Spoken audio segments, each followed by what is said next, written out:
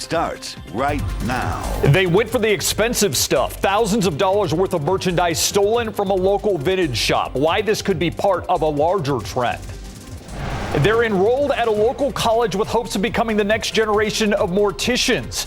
Those students raising concerns tonight that their program may be among the dearly departed. And it's the best party in San Antonio. Hear the sights and sounds from NIOSA. But first, new tonight, an Uber driver accused of sexually assaulting a passenger is now in custody, and the Bexar County Sheriff says that suspect was a Leon Valley police officer at one time. That arrest comes just days after the Bexar County Sheriff's Office announced it was looking for this man, Luis Alberto De Leon Jr. Sheriff Javier Salazar says a woman reported the sexual assault in February. She says it happened after De Leon picked her up for an Uber ride. Tonight, the sheriff has a message for those who find themselves in a ride share that doesn't feel right. I would certainly urge the public that if they are taking an Uber, if it does seem to be straying off course, or if they seem to be not going the way that you think they should go, again, there's nothing wrong with terminating that ride and just jumping out right then and there where you are. At that point, you're not worried about being rude or anything like that. Just get yourself out of that situation as quickly as you can. The sheriff says there may be other victims from similar incidents like this one. He's asking anyone with information to contact the Bexar County Sheriff's Office at 210-335-6000. We've also reached out to Leon Valley PD for information on De Leon's employment. We haven't heard back yet. And new on the Nightbeat, thousands of dollars in goods stolen in a smash and grab. 3 businesses say their shared space near downtown was hit earlier this week. But as the owners tell the Night Team's John Paul Barajas, this isn't the first time they've been hit by thieves. They're also worried it won't be the last. A shattered window and $10,000 to $15,000 of merchandise missing. The owners of Warehouse, Hyped Goods, and the thrift-through say this is how they found their building early Monday morning. Immediately, it's just kind of panic. Like, this is our whole life. You know, as small business owners, it's really devastating. Peyton Samudio owns Thrift-Through. She explains their security cameras weren't working, but still caught audio of the suspects breaking their window. She adds the people responsible knew what they were looking for. Out of all of the racks that they could find, they went straight for the most expensive one. Same thing within Hyped Goods. Of course, like, the money of it all is heartbreaking, but also just the time that we've put into curating these clothes over the years, and then they're kind of just gone. She tells us this is nothing new for the businesses off San Pedro and Woodlawn. San Antonio police confirmed they've been called to the shops at least 5 times for burglary or theft in the last 7 months. And this isn't their first shattered window. Last time, we believe that they just rammed themselves into the window because there was a lot of blood left over. This time, they used something to break through our window, and then to get out, they actually threw this bench. Back out here, the owners have boarded up their window, and they also plan on upping security because this isn't their first experience with break-ins. And on top of that, they say other vintage shops in the area tell them they have similar issues, so now they're afraid their type of stores are becoming a target for thieves. John Paul Barajas, KSAT 12 News. Concerning, thank you, John Paul, several pieces of school safety legislation advancing in the Texas legislature. That includes Senate Bill 838. It's now headed to Governor Greg Abbott's desk. That bill calls for silent panic alarm buttons in all classrooms. That safety feature also listed in House Bill 3, along with other potential safety requirements for schools, such as armed security guards on every campus.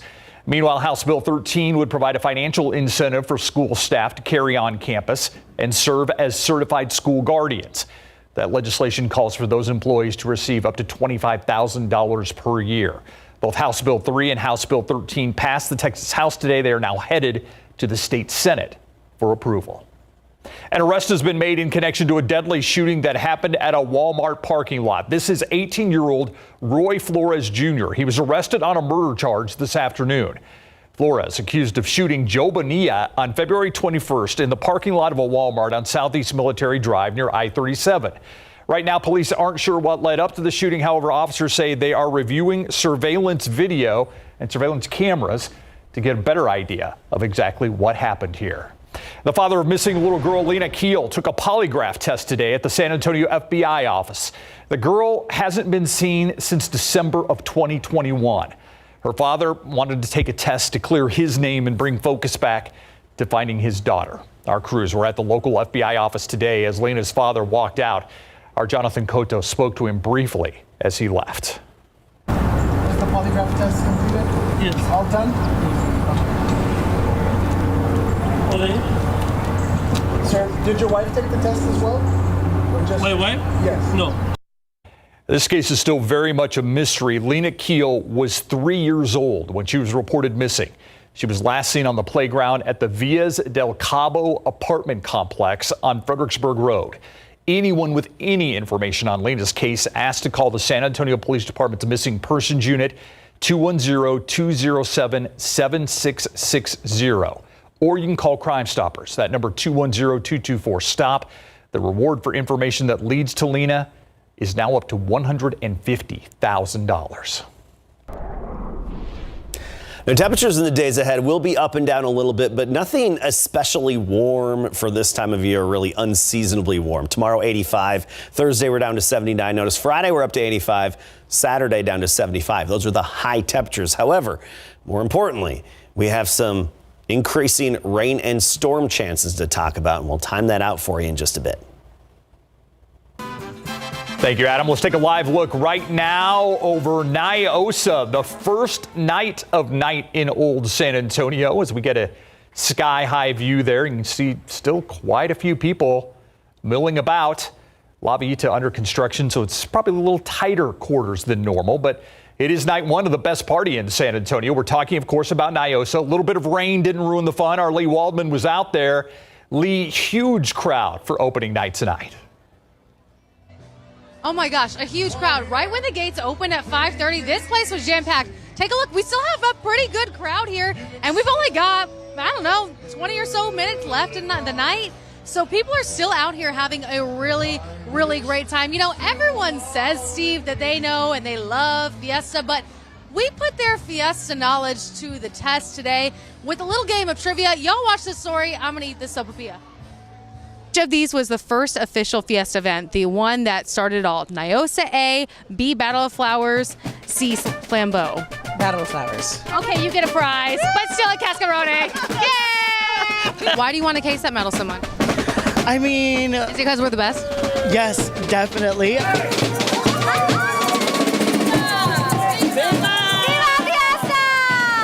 Never changes. The line will start right at 5, and that's with their volunteers. And then it starts. They let everybody at 5:30, and it's nuts after that. Viva Fiesta, everybody!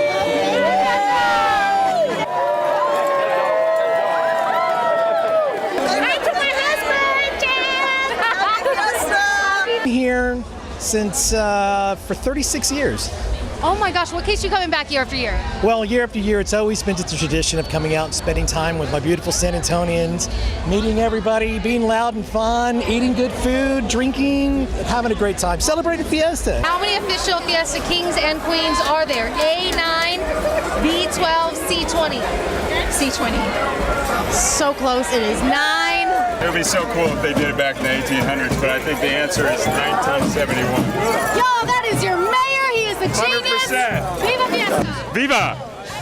I love that. Now you saw at the end there, Mayor Ron Nirenberg, he got 100%, no cheating on that test. Not everyone was as successful as he was tonight. We were very successful with all the food. Andrew Wilson, field producer extraordinaire, just kept bringing food. Everywhere we turned, there was food. Now, NIOSA comes back night after night until Friday from 5:30 until 10:30. This year they got away with all of the wristbands. You just have to buy the traditional tickets in order to get all of the treats and goodies your heart's desire. Viva Fiesta! Have a wonderful night. Live from La Vita, Lee Waldman, KSAT 12 News. All right, Lee, stay with me. You had a chalupa, I call it a chalipa earlier. You had chicken on a stick. Now you're having sopapillas. I saw Andrew, your field producer out there, had some sort of mango concoction. You know what you're going to need after all this?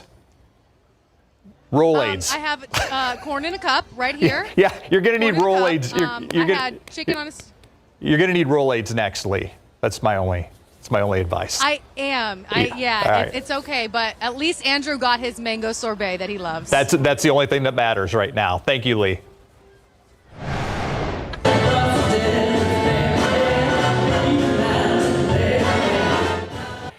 This was quite a show. The Fiesta spirit extends well beyond downtown. The U.S. Air Force Band of the West Jazz Ensemble wowed the crowd tonight at Fiesta in Blue. Their performance a tribute to Military City, USA, especially the service members and veterans who call San Antonio and South Texas home. Our own Stefania Jimenez was there to MC tonight's event. By the way, our Fiesta coverage continues online. Scan this QR code. We're going to take you to our Fiesta homepage, where you can find event schedules, parking information, and how you can watch all the parades.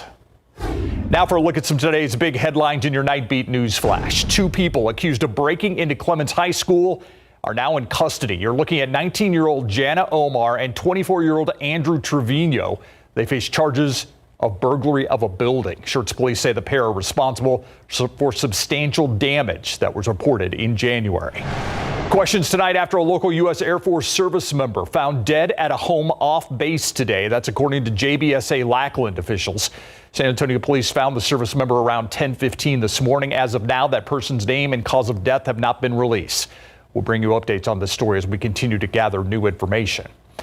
That's a look at your Nightbeat News Flash. Students at San Antonio College expressing concerns tonight. They're worried a program for the next generation of morticians may be on its last leg. We'll tell you about it.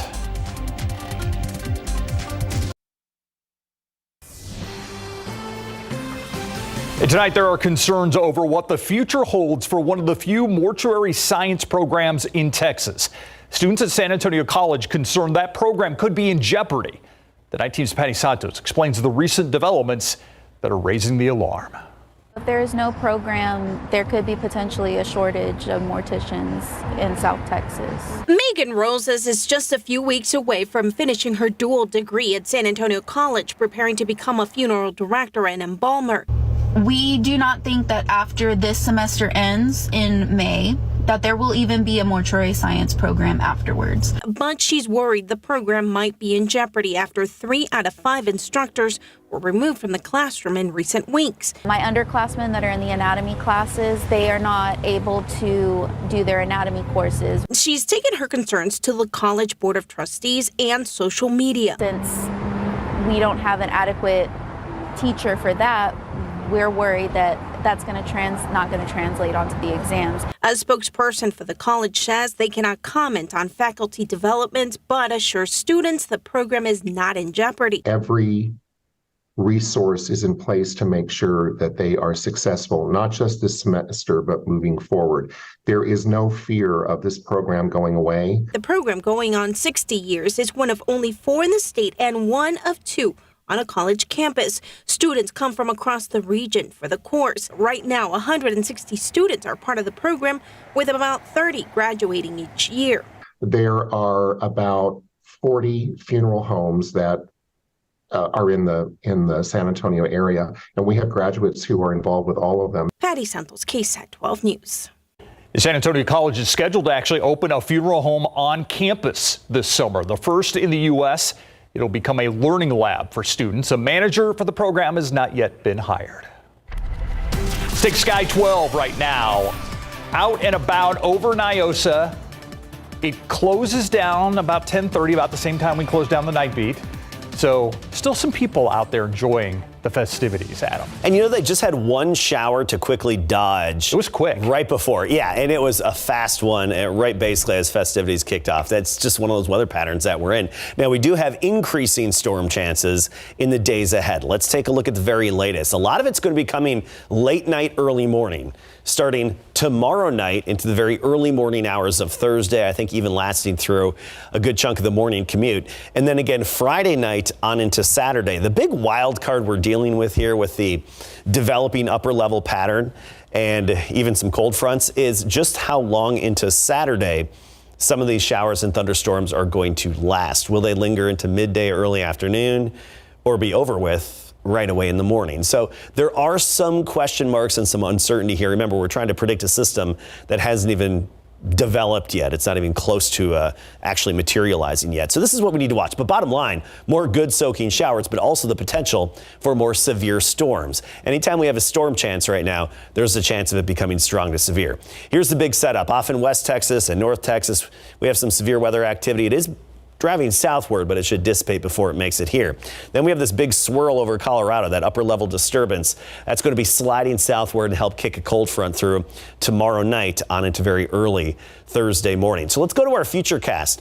Tomorrow morning, some drizzle, a little bit of fog, a few sprinkles here and there, and 6 a.m. That's what the computer's hinting at as well. And then by the noon hour, we'll break into some sunshine. Through the afternoon, I think a mixture of sun and clouds. Most of the day tomorrow, just fine. NIOSA, just fine. Any other outdoor activities, you should be okay. There's a 10% chance of a rogue storm tomorrow afternoon. But by tomorrow night, notice 11 o'clock along a cold front, the storms start to move into the hill country. 2 a.m., they're well into the hill country. Then 3, 4 a.m., they're likely to overspread San Antonio. And this is one of those situations that's a little more well-defined than what we've been dealing with previously, because of that cold front really organizes those storms into that line. And so it's usually a little bit easier to pinpoint exactly when it's going to hit. And then it should clear on out, and we'll have sunshine for the remainder of Thursday. So a stormy start to Thursday, and may even wake you up early Thursday morning, but by the afternoon, sunny. Let's talk temperatures and dew points. High today of 79, the average being 82, the record 98, set back in 1996. Right now we're at 71, dew point of 66 because of that southeasterly wind. Dew points are up again. I know they've been bouncing around the past several days, and they'll continue to do so. It's humid and muggy right now, but we will see some fluctuations. By Thursday afternoon, dew points fall off behind the cold front, only to jump again throughout the day on Friday. You'll feel the humidity start to increase during Battle of Flowers. And then Saturday and Sunday, those dew points fall off, and you really get rid of the humidity with that second cold front. So these cold fronts will be fluctuating the mugginess a bit. And I mean, to me, it's just kind of a shock to have any drop in humidity during Fiesta at all.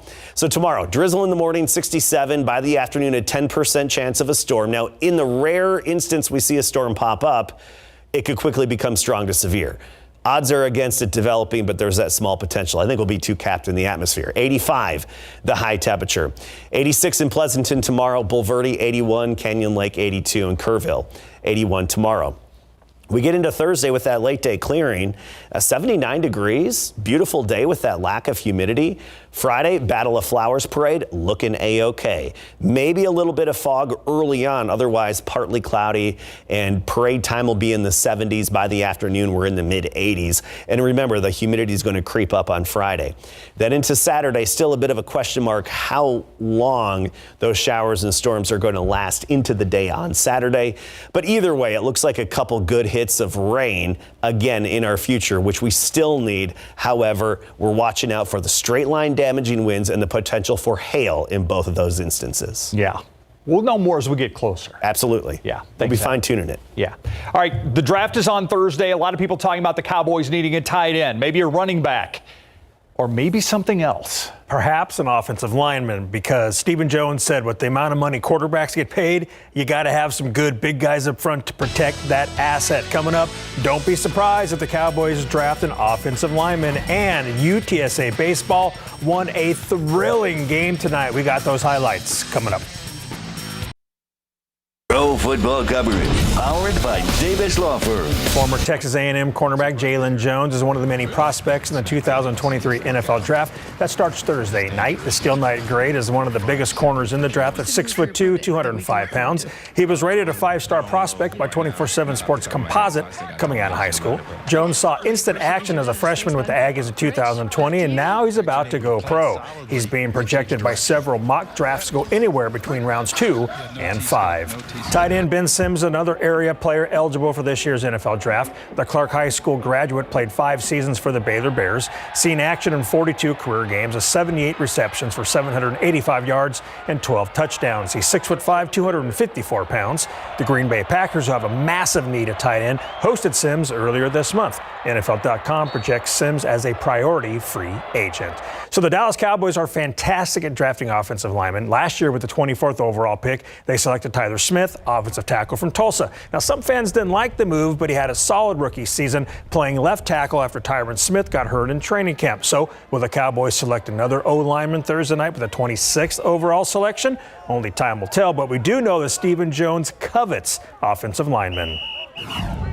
You can't have enough of those guys, and that's why we do put a premium on drafting. Connor McGovern struggled with an injury most of the year. Now he battled through it, but you can't get enough, and that's why it's great to have a guy like Waletzko sitting there, the balls of the world sitting there, and why we would be, very open, to drafting another young one to have him coming along.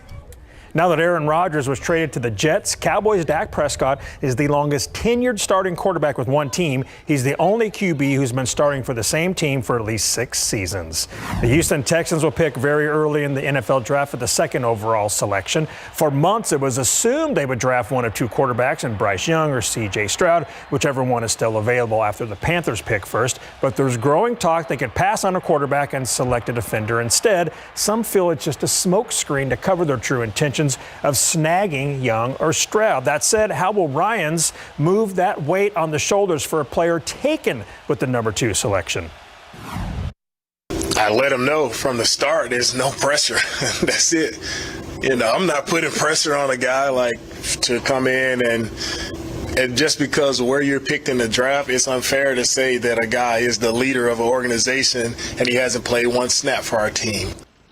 With a footprint of approximately 3.1 million square feet, the 2023 NFL Draft in Kansas City will be the biggest event site in the history of the 87-year-old draft. Round 1 is Thursday night at 7 live right here on KSAT 12.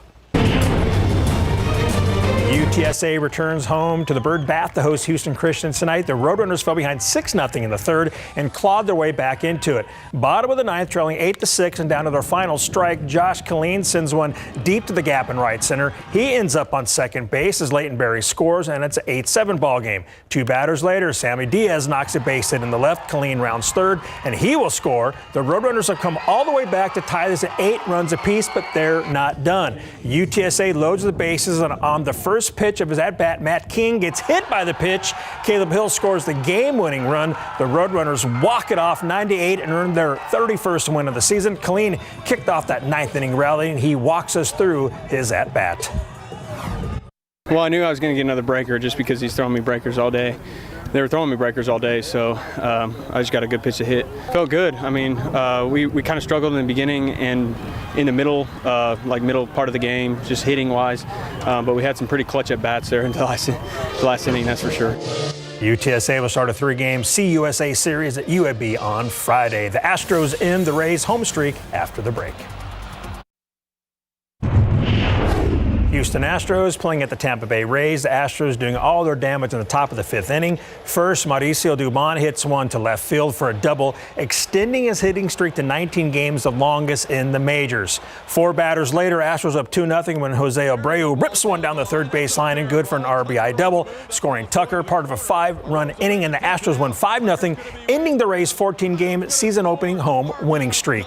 Rangers at the Reds, top of the 5th. Texas up 3-0 when MacArthur grad Josh Young rips the ball to the gap with runners on first and third. That's a 2-run dub, and the Rangers lead 5-0. Young went 1 for 4 today. The Reds trailed 6-0 after 6 innings before coming back. Bottom of the 8th, Jonathan India comes up with a 2-run single to center field, and the Reds take the lead 7-6. They score 6 times in the bottom of the 8th, and the Reds take it 7-6, rallying for the 2nd night in a row to beat the Texas Rangers. And in the Texas League, the Naturals beat the Missions tonight 8-3 at the Wolf. I learned something from your sportscast tonight, Larry. What's that? UTSA's baseball home field they call the Bird Bath. Bird Bath. I did not know that.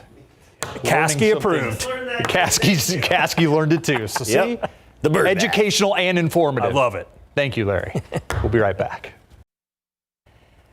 That's it for the Night Beat. Don't forget, Good Morning San Antonio starts at 4:30. See you back here tomorrow night.